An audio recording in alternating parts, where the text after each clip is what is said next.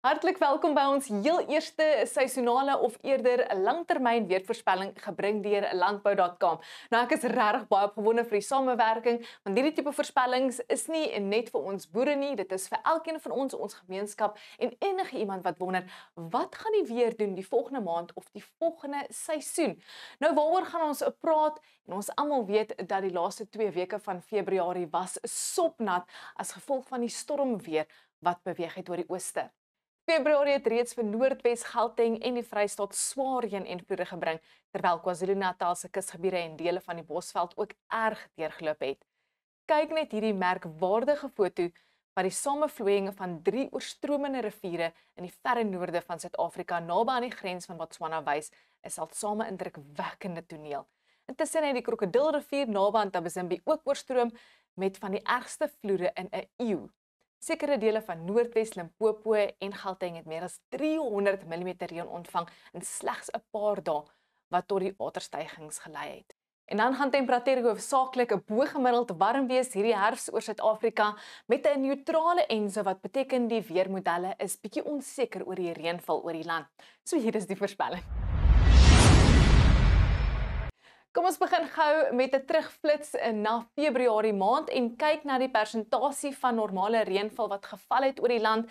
Nou ons weet nou al dit was lekker nat in die ooste, maar iets wat ek wil uitwys is dat hierdie donker turquoise kleur of groen in hierdie omgewings wys vir ons dat daai dele van Suid-Afrika het meer as 200% hulle normale reënval ontvang vir Februarie maand. Dit sluit in die kus van KwaZulu-Natal en dan hierdie donker groen kolle het byna 400% hulle normale reënval ontvang vir Februarie maand. Nou as ons kyk na die hele somer, dit is nou van November tot einde Februarie, het 'n bo-gemiddelde reën geval in die ooste in die turquoise kleure daar in KwaZulu-Natal en die noordooste. Dit sluit in die gebiede wat baie nat was, maar ongelukkig onder gemiddelde reënval het geval die somer hier in dele van die Noord-Kaap en hulle is 'n vroeë somer reënvalgebied, so hulle kort nog 'n baie reën. Nou kyk ons na die voorspelling en ons begin met ons see-oppervlak temperatuurafwykings en dit is om te kyk in watter fase die ENSO is, die El Niño Southern Oscillation, en ons kyk na dit hier in die Stille Oseaan. Dit is so noordooswaarts van Australië en net 'n wes van Suid-Amerika, en hierdie blou kleure wys vir ons dat ons tans in 'n baie swak La Nina fase is. Maar as ons na die seisonale voorspelling kyk, al die pad tot einde Mei maand, kan ons sien dat ons beweeg dan, daar is 'n 66% kans dat ons gaan beweeg in 'n neutrale fase in. So die modelle is 'n bietjie de mekaar as dit kom met hoe die reënval lyk die volgende paar maande. Maar temperature kan ons dan sien, die Maart maand gaan dit 'n ondergemiddelde begin aan die maand wees as dit kom met temperature in die Noord-Kaap en dele van die Karoo, en dit kan wees as gevolg van die reën wat gaan val in daai omgewings.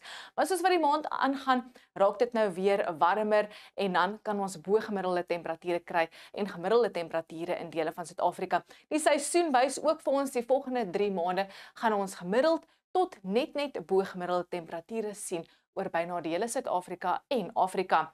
Nou hierdie kaart agter my wys die reënvalafwykings vir Maart maand. Die blou kleur wys bo-gemiddelde reënval en die bruin kleur ondergemiddelde reënval. Nou ons kan ook dan nou hier sien dat ons Europese model wys dat ons bo-gemiddelde reënval gaan sien die begin van Maart maand hier in dele van die Noord-Kaap, die Karoo, dele van die sentrale Karoo en die Oos-Kaap, en dit is die areas wat die reën nodig het, maar soos die maand aangaan, gaan ons meer gemiddeld of in sekere gebiede ondergemiddelde reënval sien val in dele van Suid-Afrika. Ons seisonale voorspelling wys vir ons nie veel nie, want die modelle is nogals onseker as gevolg van die ENSO wat meer in 'n neutrale fase in beweeg. Maar ek wys ook gou vinnig vir ons die seisonale voorspelling van die Suid-Afrikaanse Weerdiens en die Universiteit van Pretoria, en albei stem nie ooreen nie, maar hulle albei wys darm dat ons bo-gemiddelde reënval ook kan kry in dele van die sentrale Karoo in die Noord-Kaap, en dit sluit in die Wes-Kaap en die Oos-Kaap, en dit is ook waar ons Europese model ook bo-gemiddelde reënval aandui. Maar 'n voorspelling wat meer sekerheid het, is ons weeklikse reënvalvoorspelling. Die kaart agter my wys waar en hoeveel reën moontlik kan val oor Suid-Afrika die volgende week tot en met Sondag. En dit lyk my reën is moontlik oor byna die hele land, behalwe hier in die verre weste, en die swaarste reënbuie gaan val hier in die Pinkkolle en dele van die Karoo in die Noordwes en die Oos-Kaap. En dit is ook die omgewings waar die reën brood nodig het.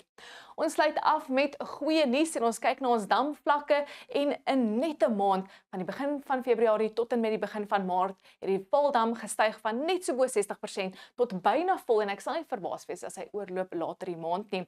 Die Groot Draai Dam is steeds vol en die Bloemhofdam is byna vol.